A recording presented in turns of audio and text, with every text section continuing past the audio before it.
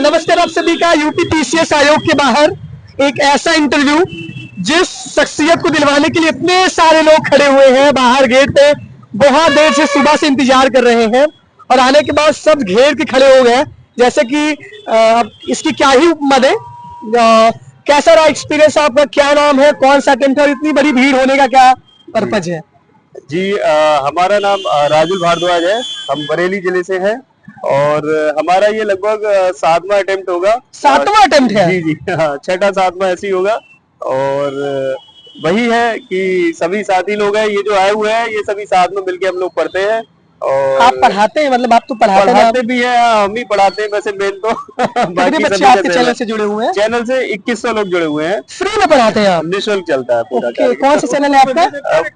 भारद्वाज करके। अच्छा, भारद्वाज पीसीएस। ये अभी चैनल प्रतिबंधित है, तब 2100 है। अगर वो सार्वजनिक कर दिया जाए, पब्लिक कर दिया जाए, सब हो जाएगा। मतलब बहुत शानदार प्राइवेट है वो, उसको बंद कर रखा है सभी के लिए। सभी बंद है वो, मतलब उसमें एंट्री केवल उसे भी एंट्री कर लीजिए। अरे बिल्कुल। चलिए, तो कैसा रहा इंटरव्यू? कितने देर तक इंटरव्यू चला? किसका बोर्ड था आपका इंटरव्यू का? हमारा बोर्ड जो था वो राम प्यारे सर का था और वो लगभग चला है 20-25 मिनट लगभग इंटरव्यू चला है, जिसमें उन्होंने सबसे पहले तो घुसते ही इंट्रो का पूछा। उन्होंने साफ साफ कह दिया कि नाम नहीं बताना है, अपना एड्रेस नहीं बताना है। उसमें फिर हमने इंट्रो दिया उन्हें। इंट्रो देते देते उन्होंने जो एजुकेशन है उसका वो लिखते जा रहे थे सभी साथी पूछने के लिए। तो जहां तक है उनके पास में केवल कागज ही था जिसमें हमारा केवल वो था, एक कोड वगैरह था, तो डिटेल थी नहीं उनके पास, तो वो लिख रहे थे सब। तो हमने अपना सारी क्वालिफिकेशन बताई। फिर एक सर बोले चलो बस अब इतना ही रखिए। जैसे हम माता पिता पे गए, फिर अगले बोले नहीं नहीं आप हॉबी और बता दीजिए। तो हॉबी बताई। हॉबी चूंकि एक डायरी राइटिंग थी और एक जो पढ़ाते हैं यही बताई थी, तो इसी पे ही फिर क्वेश्चन घूमते रहे। क्या सवाल आया इसमें? जैसे एक तो डायरी राइटिंग पे आया। एक सर बोले कि मैं डायरी राइटिंग करता था, बहुत दिन रात में लिखता था कि मैंने आज ये देखा वो देखा। फिर वो सर बड़ा वैसा मुंह बना के बोले सर कि मुझे लग रहा है मैंने सब बर्बाद किया। सब बेकार था, कुछ मतलब ठीक से नहीं किया। लेकिन हमने ये कह दिया उसके उत्तर में, सर बोले ये बताइए डायरी राइटिंग ठीक है या नहीं सही है? तो हमने कह दिया सर डायरी राइटिंग यदि संतुलित तरीके से की जाए तो वो सही है। उन्होंने तुरंत बोला आप हमारे सर हैं, मान लीजिए आप हमें, यानी कि आप हमें डांट रहे हैं कि हम संतुलित नहीं कर रहे राइटिंग। तो हमने कहा नहीं सर ऐसी बात नहीं है। तो उन्होंने पूछा संतुलित का क्या मतलब है, तो वो एक्सप्लेन किया हमने कि जैसे अगर आप दिन भर में 5 मिनट भी दे रहे हैं वो भी पर्याप्त है डायरी राइटिंग के लिए। और बाकी और भी चीजें हमने कहा कि जैसे प्रशासनिक सेवा में अगर आप जा रहे हैं तो डायरी में बहुत सारी ऐसी चीजें नहीं ले सकते जो कि गोपनीयता का इशू बन सकता है, गोपनीयता से टकरा जाए। तो वही सारी चीजें। तो 7वां अटेम्प्ट आप बता रहे, 6ठे से 7वां अटेम्प्ट। इसके पहले आप कहीं सिलेक्टेड है? नहीं, इससे पहले सिलेक्टेड नहीं है। और बाकी से पहले यूपीएससी की तैयारी कर रहे थे। रीजन क्या है? मतलब अब यही सबसे पूछा, इस बार इंटरव्यू तक का सफर आपका रहा। इसके पहले 6 अटेम्प्ट में आपने ऐसी कौन सी गलतियां की थी कि आप इंटरव्यू तक नहीं पहुंच पाए? सबसे बड़ी अब गलती कहे या जर्नी कहे वो थी यूपीएससी। तो यूपीएससी सबसे बड़ी गलती थी? गलती नहीं, उसे जर्नी कह सकते हैं। अगर हम इस तरह से देखें तो गलती भी हो गई, जर्नी भी हो गई। और उसमें यूपीएससी बनेगा यूपीएससी सबसे बड़ी गलती, उसके बाद यूपीएससी निकला। नहीं बताइए एकदम। हाँ, यूपीएससी में हम एक अटेम्प्ट में बचा घूम रहे हैं। अभी बाकी सारे खत्म हो चुके हैं, वो भी हो ही जाता। 2017 में हाँ उसी की यूपीएससी की कोचिंग करी थी दिल्ली से, और उसके बाद उसी में लगे रहे। उसके सामने किसी और एग्जाम को देखते ही नहीं थे। ये सभी गलती करते हैं ये वाली, तो वही सेम गलती हुई। और फिर बाद में स्पीचेस में आए और इसमें पहले भी इमेज दिया है और इंटरव्यू तक पहली बार ही पहुंचे। और बाकी सभी साथ ही है, इनके साथ ही अब तैयारी कर रहे हैं लगभग 1.5-2 साल से। तो वही है, इन सभी को बताने के माध्यम से थोड़ा सा और थॉट्स जो है वो क्लियर होते हैं, कॉन्सेप्ट्स और क्लियर होते हैं।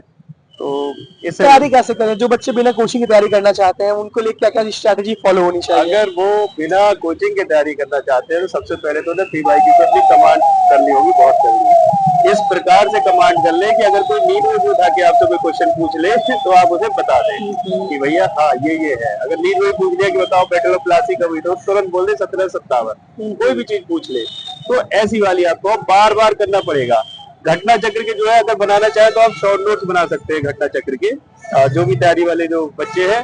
और जैसे अलग अलग बुक्स आती है घटना चक्र की, जीएस की आती है, GS 70+, यूथ की आती है, और भी फ्रंट पीसीएस है, कई सारी ऐसी कोचिंग है जो बहुत अच्छा मटेरियल निकालते हैं। जय हो वाली कोचिंग है, उन मटेरियल्स को आप बार बार पढ़ सकते हैं, उससे भी बहुत लाभ मिलेगा।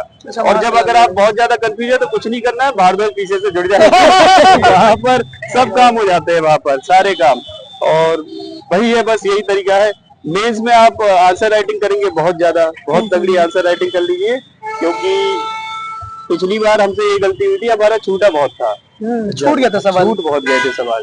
इस बार ईश्वर की कृपा से ऐसा कुछ हुआ नहीं और इस बार सब सही रहा। स्टैंडर्ड बुक क्या क्या फॉलो करें?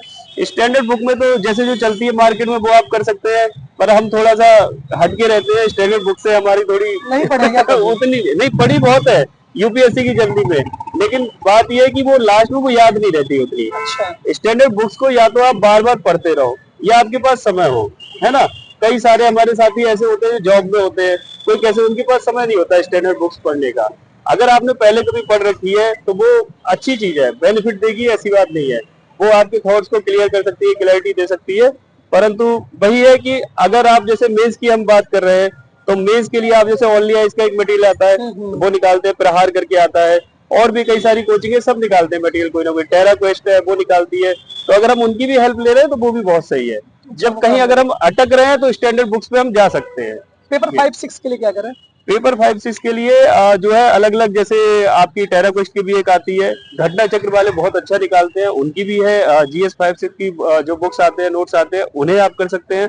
और हमारा जो मानना है कि आप उनका जो पूरा जो सिलेबस है, सिलेबस के एक एक वर्ड को चाहे आप गूगल से ढूंढिए या एआई से ढूंढिए, कहीं से ढूंढिए, किताबों से ढूंढिए, सिलेबस यूपीपीसीएस का सिलेबस जो है एक एक वर्ड पे कम से कम आपके पास 4 या 5 पॉइंट होने ही चाहिए कि अगर कुछ भी क्वेश्चन आ जाए आप 4 या 5 पॉइंट आप लिख दें उसमें।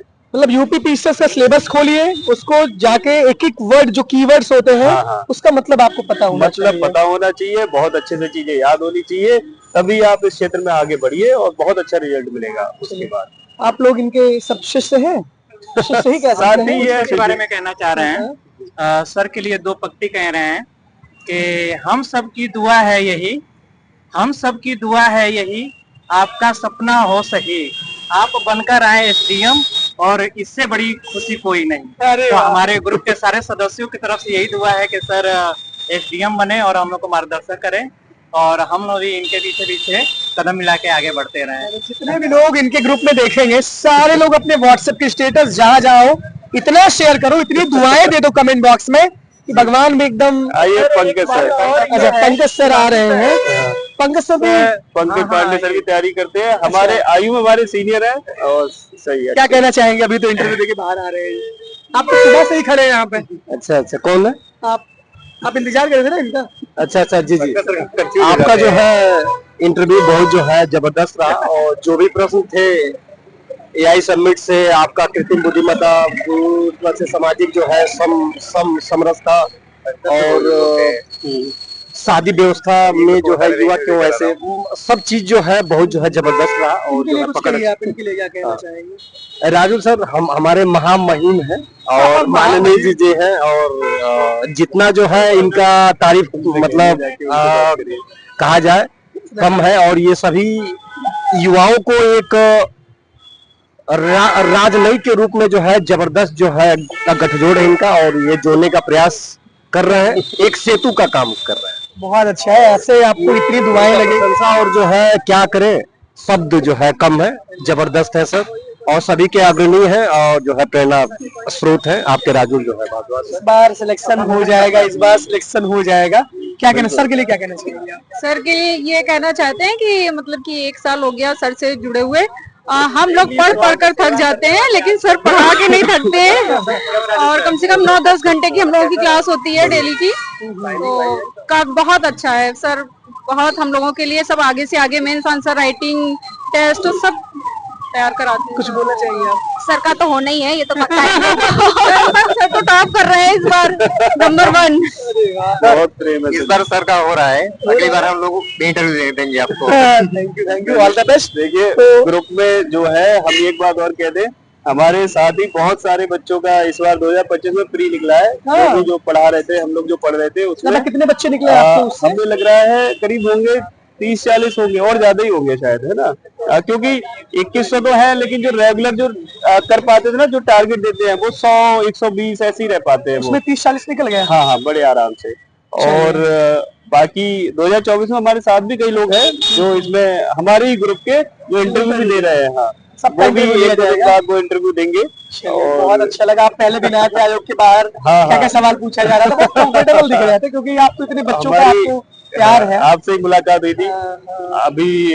अपने वो पांडे जी भी गए थे अभी, छात्र नेता साहब, वो भी आपके बारे में बता रहे हैं, बहुत मिलनसार है। आपकी बहुत प्रशंसा की है। हाँ, बहुत अच्छा है। चलिए, ऑल द बेस्ट। सभी लोग एकदम चपक की वीडियो शेयर करिए और सिलेक्शन पक्का हो। भगवान भी चाहेगा, आप भी चाहेंगे और आयोग भी चाहेगा, जरूर होगा। वो